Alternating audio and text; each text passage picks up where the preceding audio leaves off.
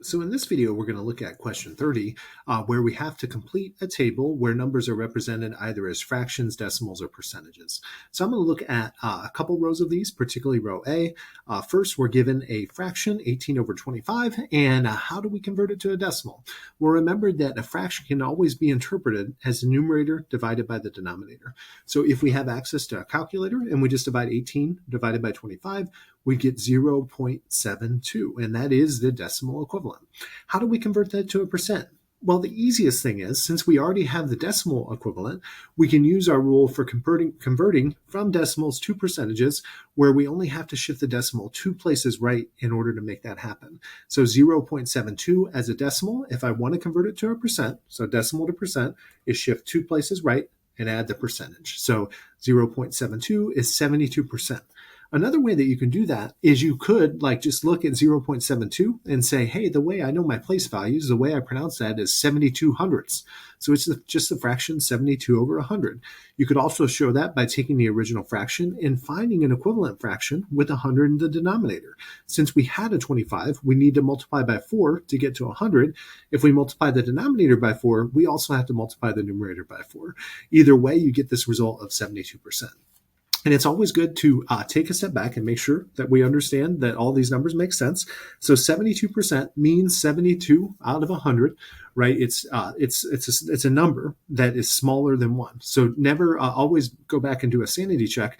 When you convert to a percentage from a decimal, make sure that the actual number part of the percent, 72, is bigger than the actual decimal part, 0.72. So let's look at row 2. We were given the whole number, 4.9. Now, right away, you might just look and say, hey, usually when we do these kind of problems, the number is less than 1. It's an actual fraction that we're converting between the 3 forms. So we know we're going to get kind of weird stuff when we do this problem, and that's okay. When we want to convert it to a fraction, how can we always write a whole number as a fraction?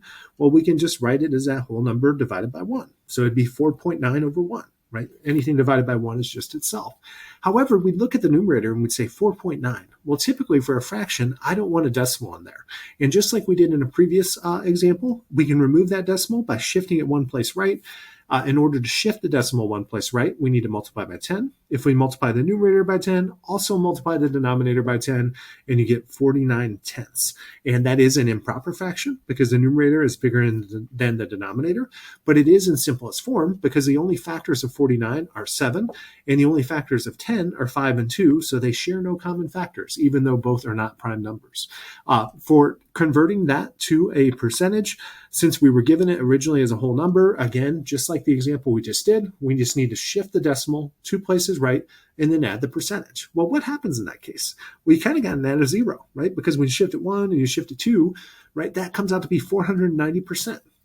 Now, that feels like you might look at that and say, oh, that has to be the wrong answer. But remember, a percentage is usually used to represent a number that's less than 1.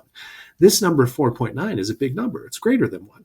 So anytime you're converting a number bigger than 1 to a percentage, the resulting percentage will be greater than 100%. So finally, I wanted to show you question 31, just as one additional example in this packet. It is an example of a story problem where we're given an actual statement and we're asked to write the fraction as a percent. So according to the U.S. Department of Commerce, 427 out of 500 people of age 25 and older in the U.S. are high school level graduates. So how will we actually write that as a percent? Well, we got a bunch of words there, but what is the actual fraction that we're trying to convert to a percent? It's 427 over 500. So how do we convert to a percent? Well, to me, it's easier to first go to a decimal.